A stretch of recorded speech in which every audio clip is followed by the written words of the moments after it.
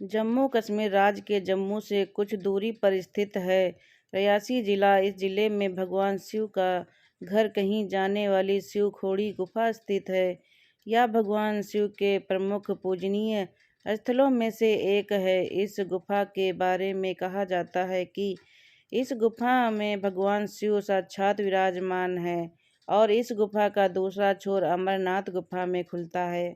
पवित्र गुफा शिव खोड़ी की लंबाई 150 मीटर बताई जाती है। इस गुफा के अंदर भगवान शिव शंकर का 4 फीट ऊंचा शिवलिंग है। इस शिवलिंग के ऊपर प्राकृतिक तौर पर पवित्र जल की धारा सदैव गिरती रहती है। शिवलिंग के साथ ही इस गुफा में पिंडियों विराजित हैं। इन पिंडियों को शिव माता पार्वती, भगवान कार्तिकेय और गणपति के रूप में पूजा जाता है। आस्था है कि पिंडियों के रूप में गुफा में विराजित परिवार सहित शिव दर्शन करने पर अपने भक्तों के सभी मनोरथ पूर्ण करते हैं। धार्मिक कथा है कि इस गुफा को स्वयं भगवान शंकर ने बनाया था। इस गुफा को बनाने का कारण भस्मासुर को सबक सिखाना था।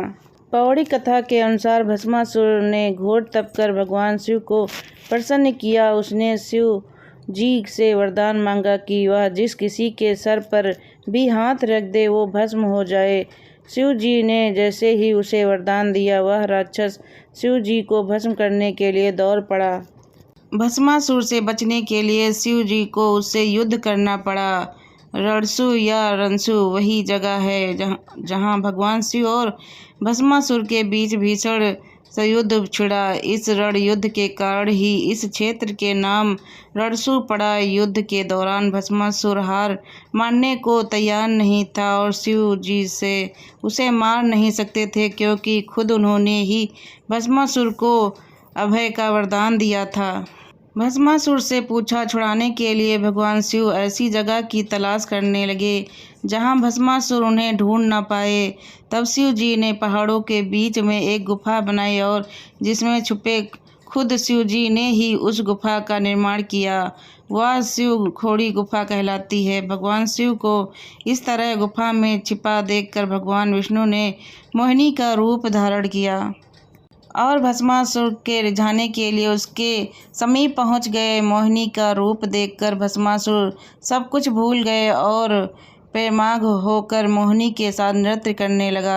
नृत्य के दौरान उसने खुद ही सिर पर हाथ रख लिया और हाथ रखते ही भस्म हो गया। भस्मासुर के खुद को ही भस्म कर लेने के बाद भगवान शिव गुफा से बाहर आए। शिव जी द्वारा निर्मित की गई इस गुफा का अंतिम छोर दिखाई नहीं देता है। मान्यता है कि जो कोई भी इस गुफा में स्थित शिवलिंग और पिंडियों के दौरान गुफा में आगे की तरफ बढ़ता है, वह कभी लौट कर नहीं आता। कहते हैं कि अंदर जाकर यह गुफा 2 भागों में विभाजित हो जाती है, जिसका एक छोर अमरनाथ गुफा में खुलता है और दूसरे के अंतिम छोर के बारे में जानकारी ही नहीं है। मान्यता है कि गुफा के अंदर स्वयं शिव जी साक्षात विराजित हैं। शिव खोड़ी जाने के लिए आप जम्मू या कटरा दोनों जगह के रूट ले सकते हैं। जम्मू से रणसु की दूरी करीब 140 किलोमीटर और कटरा से 80 किलोमीटर है। फिर रणसु से शिव खोड़ी गुफा जाने के लिए करीब 3 से 4 किलोमीटर की चढ़ाई करनी पड़ती है। जिन लोगों को पैदल चलने में दिक्कत हो वो खच्चर ले सकते हैं।